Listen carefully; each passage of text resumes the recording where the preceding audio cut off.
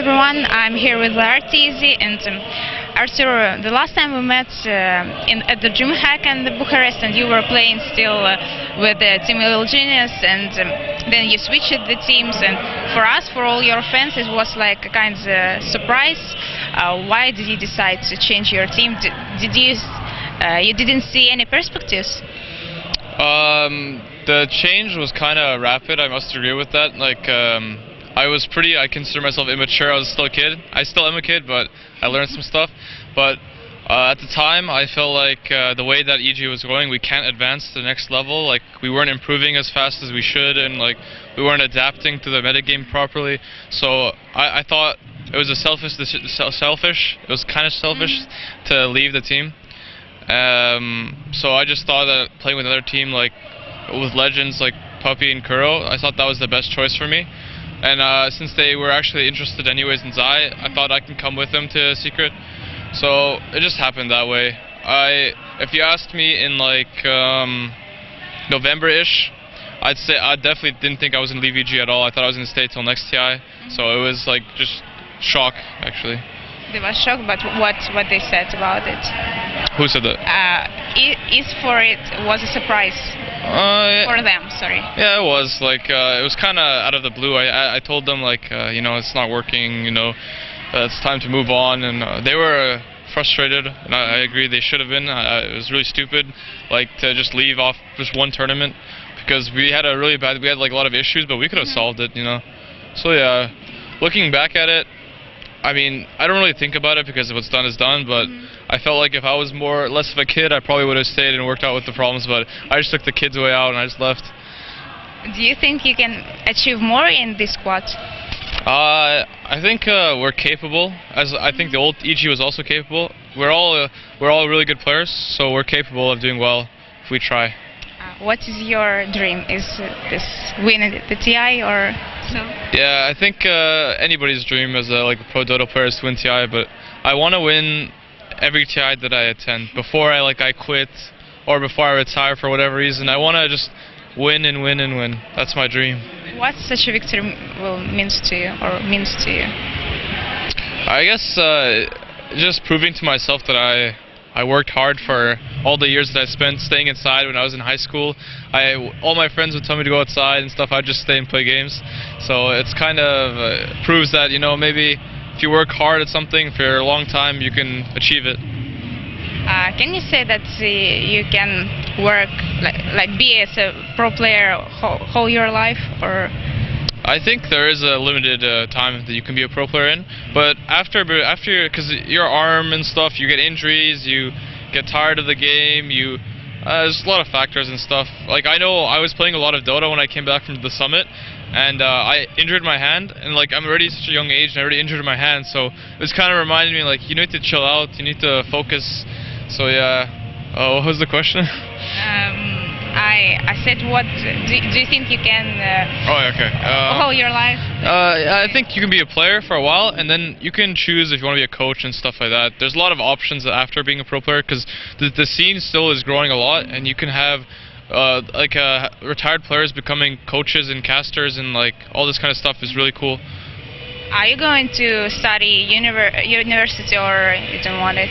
I want it, but I don't know when. I told my parents that I wanted to play for one more year, but I think maybe 3 more years for sure I'm going to be playing. And then if I decide to get if I did do bad on Dota for 2 more years, then I'd go back to school. What do your parents think about your Dota career? Do they follow the tournaments, or do they watch your interviews? Do they like what you're doing? They, at first, in MLG Columbus, they were shocked that I was missing school to go to some gaming event. At the time, Dota wasn't really that popular. It was pretty popular. It was picking up. So when they heard of me leaving to go to Columbus alone, they're all shocked, what are you doing? But then my mom started to watch the game, and then she started to actually get emotionally invested because she saw me on the screen. She would get really happy. I know after I won MLG Columbus, my mom was hooked. She called me and she was crying on the phone. She was very happy for me. So I think after MLG Columbus, she just started watching every game that I was playing in. But now she watches every game that's played. She watched the TI qualifiers. She watched everything. I think she wanted Navi to win, so it was good. She watches every game.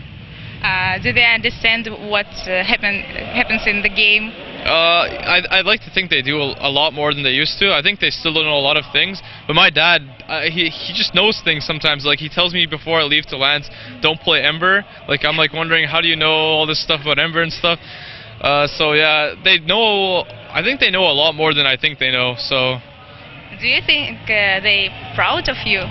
I think because they see me on the screen, they see that I'm smiling, they're happy all the time. If I'm happy, they're happy, I think. Okay, so let's go back to your teams. Can you compare two teams like Team Genius and Team Secret? I mean, what the atmosphere in the teams? Atmospheres and organizing inside the game. What's the difference between these teams? So when like EG was famous for their we were famous because when we won lands, we won games, we didn't react at all. Like we're like, all right, let's go next game, let's do this.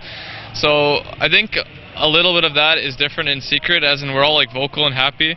So I don't think there's much problem between those two. It doesn't really matter. Like you react how you react. I still am the same. I think me and Zai are still the same. We're not as loud.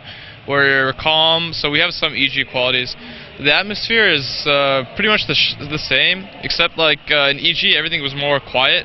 Like we would tell it like for example, like you go go get him, hook him and stuff if you're Clockwork. But on Secret it's louder, more vocal.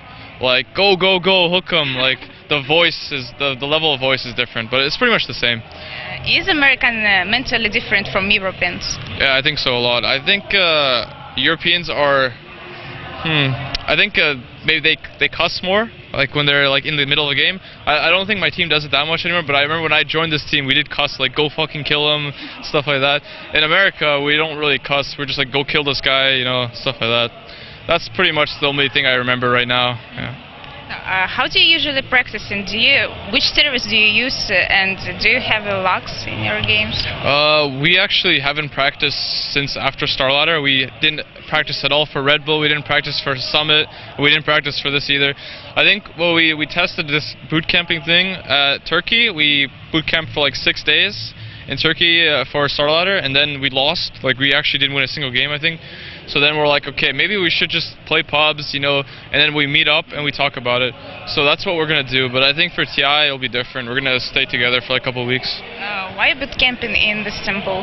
Oh, it's because our sort of like, I don't know the official title, but Kamal, he takes care of us. He like deals with our branding and stuff like that. So he helps us. So you're not practicing right now. Do you think that tournament is the best practicing for you? I think so. I think it is the best place for us to practice because I have this problem. I don't know if my team does, but like when one person in your team is already not trying as hard as he should, the whole scrim is useless.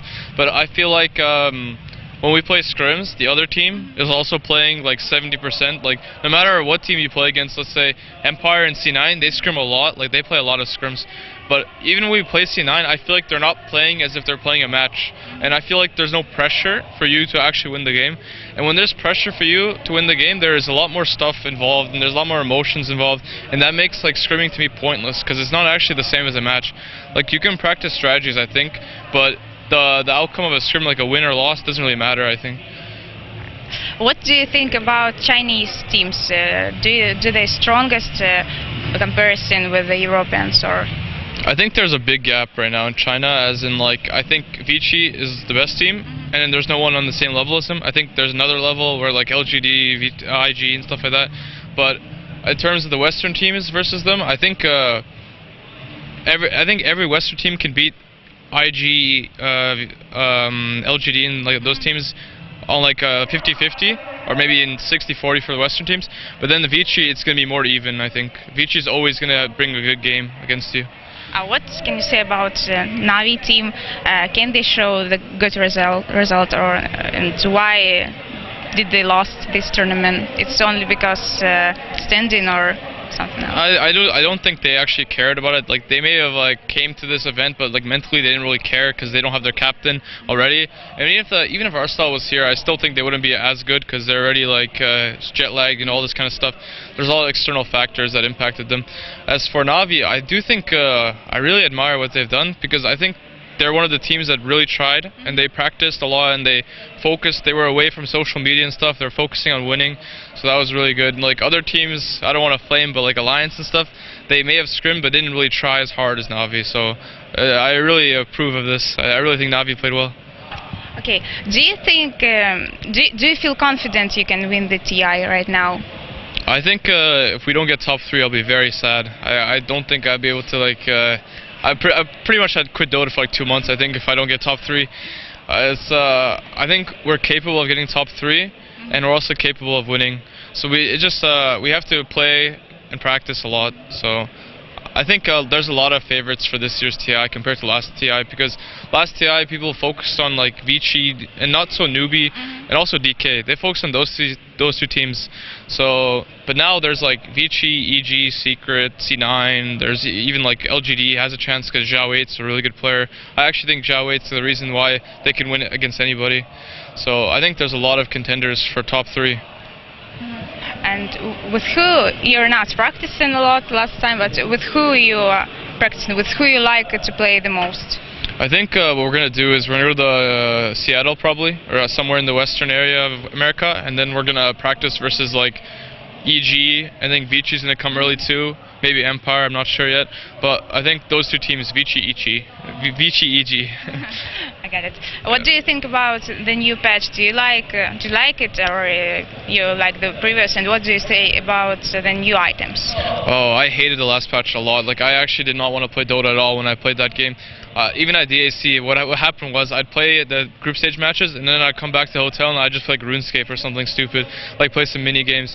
But this patch, it really made me love Dota again. I actually play this game like 12 hours a day. I have no life. I just keep playing and playing. So I really feel like I'm a kid again playing a game, you know. So about the new items, I think too many items were added at the same time, but I think it kind of made it more balanced, because before, you know, Ghost Scepter counted physical and there's like really nothing to counter magic except Hood, but now there's Glimmer Cave. So now it's a more even scale, so you have to really like understand what your heroes do in the game and like the timings and stuff. So it made Dota more complex, so that's always nice. I feel like when the game is complex, it's more fun to play. Do you like your role, I mean carry role? You always switch it with S4. Which role do you like the most? Carry, like farming all time, or stay middle and make some moves? And I really like playing mid, but I really like playing carry and farming at the same time. So I think the heroes that suit me the best, for example, are like SF, Lesh, TA, because I don't like playing Puck and co-op, because I feel like those heroes, they fall off and they require you to do something crazy for them to do anything later on. And I kind of like don't playing with I don't like playing with the timer basically. I like focusing on my own game. You know, the team has to focus on me, like the other team has to focus on me. So that's how I like playing. Do you play in support sometimes? Maybe in PAPs? Sometimes I play supports. I don't want to play supports because I think I'll lose like half my games for sure. I feel way more confident when I'm playing Lesh or something than if I'm playing Crystal Maiden. So yeah, I don't think you can play support like 7k MMR. You're gonna lose a lot of games. So yeah. Do you spend your time with teammates outside of the Dota? Do you have a shared interest?